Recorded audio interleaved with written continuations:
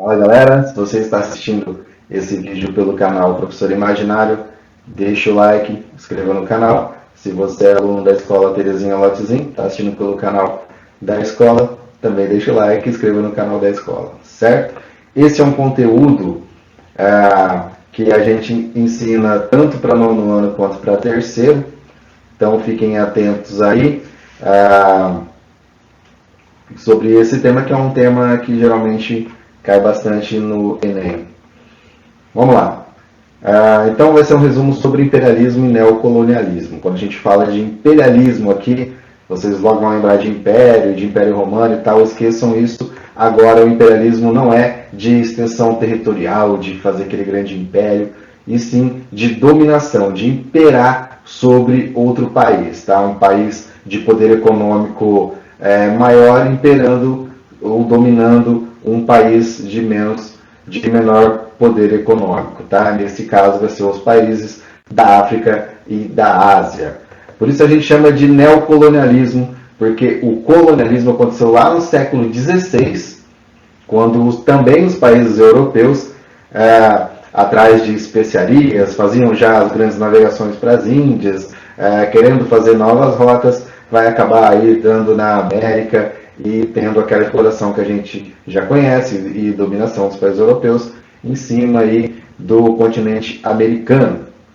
Porém, agora a gente vai usar a palavra neocolonialismo, neo de novo, tá? Então vai ser novamente um colonialismo, só que agora século XIX, e eles vão dominar os países da África e da Ásia. Para entender isso, a gente tem que ir lá nos antecedentes, né? Então, a gente tinha passado já aí pela segunda Revolução Industrial, então já tinha tido uma evolução econômica e tal, e esses países se tornando potências, países europeus, tá? A gente vai ter os Estados Unidos também, que vai entrar nessa onda da Revolução e de querer expandir seus capitais, tá? Os países mais desenvolvidos daquele período economicamente eram a Inglaterra, a Bélgica, a Alemanha, a Itália e aí fora da Europa, então, os Estados Unidos. Motivações e objetivos. O que motivava então esses países a querer dominar sobre a África e a Ásia? Eles queriam aumentar suas capitais, obviamente. A Europa aí já com essa disputa toda dentro do seu próprio território já não dá mais para expandir. Eles vão buscar então aí as suas matérias-primas, as fontes de energia, mas tem que ser com baixo custo. Então eles vão para a África, que era um território que ainda não tinha sido explorado. Eles acreditavam que era um território aí que ia dar muita grana e muita evolução no sentido do capitalismo. O darwinismo social. Vocês se lembram lá de Charles Darwin, teoria da evolução, a seleção natural? Eles vão trazer isso para o lado social. Eles quem? Os intelectuais da época, os governantes dessas nações europeias e tal, e eles vão acreditar que os países da Europa já estavam num patamar mais alto, onde eles deveriam salvar aí os países africanos e asiáticos, principalmente os africanos, que estavam, que ainda não tinha tido essa evolução. Desculpa, né? Na verdade, a gente sabe que o real interesse era expandir seus capitais, buscar novos mercados e tal, e fazer cada vez a sua nação ficar cada vez mais potência, mais importante economicamente. Bom, eles vão usar então como se isso fosse o fardo do homem branco, vamos levar a civilização para os povos atrasados, né? Tirar a África e a Ásia do estado primitivo, né? Nós, homens brancos europeus, deveremos salvar aquele povo que está no estado primitivo. E a gente sabe que isso, na verdade, era só uma desculpa. Eles, na verdade, queriam expandir seus territórios. O que vai ajudar muito nesse darwinismo social a ter esse imperialismo são as ideias de alguns intelectuais que pregavam aí, na verdade, teorias racistas, como esse senhor aí, o Conde de Gobineau, que era francês, inclusive amigo do Dom Pedro. Ele falava que acreditava na eugenia, na superioridade da raça branca, né, da raça europeia, e falava para o Dom Pedro aqui no Brasil que se o Brasil fizesse uma miscigenação, o Brasil poderia aí estar fardado a degeneração, né, que o Brasil não ia evoluir por conta da miscigenação e tal. Bom, então essa reunião aí, Conferência de Berlim, ela acontece então lá, obviamente, na Alemanha, com o intuito de dividir os países africanos e asiáticos, tá? Desrespeitando totalmente a cultura dos países africanos, como se fosse terra de ninguém, como eu já disse. Língua, houve aí várias línguas, é lógico, por conta da influência desses países europeus. Não vão respeitar a religião também, né? Na verdade, os cultos, a África era cheia de tribos, né? E já tinham seus costumes religiosos também. Eles estavam a fim mesmo de pegar tudo, de conseguir seus capitais, e aí tinha que arrumar toda essa desculpa. Aqui tem uma ilustração que mostra bem isso, ó.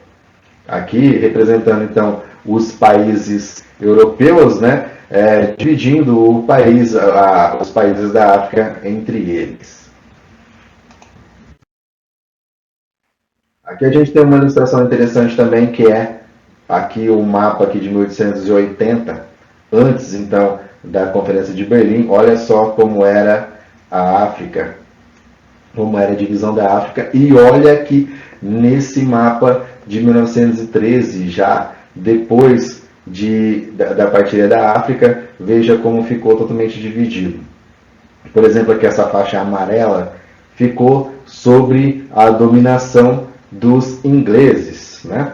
Dos britânicos. Essa parte em azul aqui, dos franceses. Ó, Portugal aqui, o Angola e Moçambique aí, né? Que fala a nossa língua, porque os portugueses colonizaram aí, então, século XIX, século XX, esses países africanos e a sua dominação sobre esses países.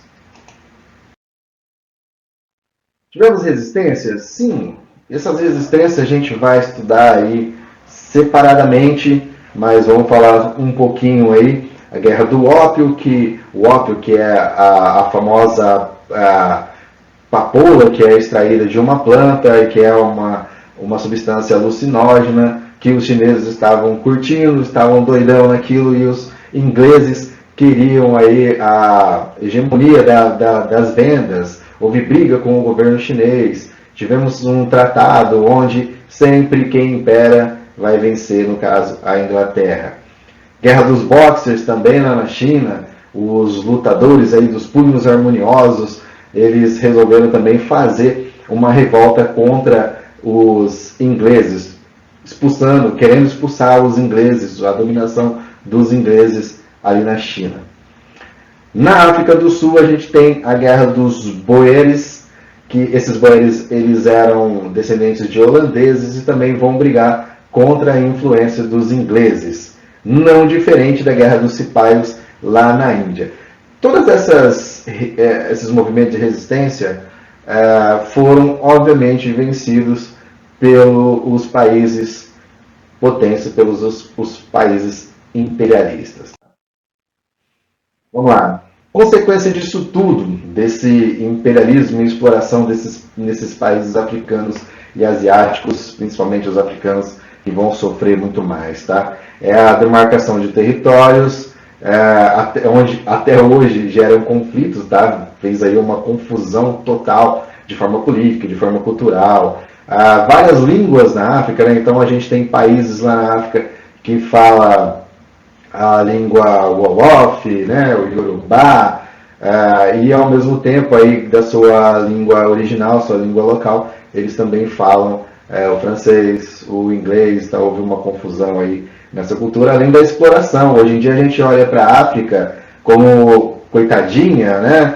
Como esse povo sofre, mas a gente sabe que a culpa, muito aí dessa culpa, é dos países europeus, né, que exploraram esses países, deixaram a África, o continente, ou uma grande parte do continente africano, naquela situação de fome, falta de saneamento e o preconceito que a gente tem até hoje quando olha para a África, é tudo culpa dos europeus, certo?